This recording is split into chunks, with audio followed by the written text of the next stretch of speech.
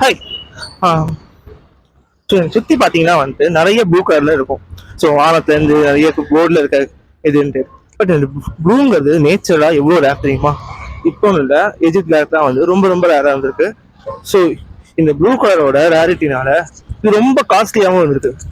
அது எப்படின்னா, இந்த ப்ளூங்கிறது ஏன் இவ்வளவு ரேர்னா நீங்க கேட்கலாம், அது எப்படிப்பா ப்ளூங்கிறதுலாம் வானத்துல இருக்கு, எல்லா இடத்துலயும் ப்ளூ கலர் தான் மேட்சலா பார்க்கணும், இப்ப கூட வானம் காமிச்சதுல நிறைய இடத்துல ப்ளூ இருக்கும் அப்படின்ட்டு. அது இப்போ அந்த காலத்துல வானம் ரெட்டா இருந்துச்சா? அப்படிலாம் இல்ல, ப்ளூவா தான் இருந்துச்சு. ஆனா இது ப்ளூங்கிறது ப்ளூன்னு ஒரு கலரா இருக்கிறதே ஹிஸ்டரி நினைக்காது. ஹிஸ்டரியிலேயே ரொம்ப ரொம்ப லேட்டா சேர்க்கப்பட்ட கலர் எதுனா ப்ளூ தான்.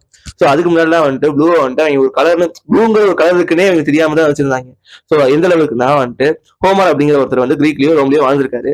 அவர் என்ன பண்ணிருக்காருன்னா, கடலை பார்த்து இந்த மாதிரி கலரோட கலர் என்ன அப்படின்னு கேட்டப்போ ஒயின் ரெட் அப்படின்னு சொல்லியிருக்காரு. அது எப்பறம் ஒயின் ரெட்னு சொன்னீங்கன்னு நம்ம இப்ப யோசிக்க தோணும். இருந்தாலும் அவர் அந்த அளவுக்கு தான் அந்த கலரை பேஸ் பண்ணி வச்சிருக்காங்க. ப்ளூங்கிறது அவங்களுக்கு நாலேஜாவே இல்லை.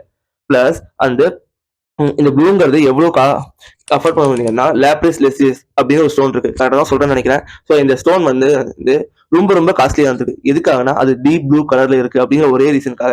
ஸோ அந்த லாப்ரிஸ் கோல்டை விட ரொம்ப ஜாஸ்தியா இருக்கு.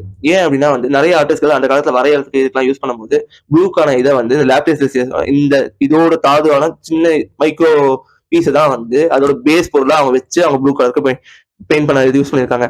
ஸோ இதனால ரொம்ப ரொம்ப காஸ்ட்லியா இருந்திருக்கு. பிளஸ் நீங்க இப்போ நார்மலா ப்ளூ ஷர்ட் போடுவோம், ஒயிட் ஷர்ட் நான் ப்ளூ இது இருக்க மாதிரி போட்டிருக்கேன். நான் ஏற்கனவே ப்ளூ ஷர்ட் போடுவோம், இதெல்லாம் நார்மலா போடுறது. பட் நீங்க கிரீக் டைம்ல, எஜிப்ட் டைம்லலாம் நீங்க ஒரு ராயலா இருந்தா மட்டும்தான் உங்களால ப்ளூ கலரை அஃபோர்டே பண்ண முடியும். அந்த லெவலுக்கு ப்ளூ அவ்வளோ ரேரஸ்ட்.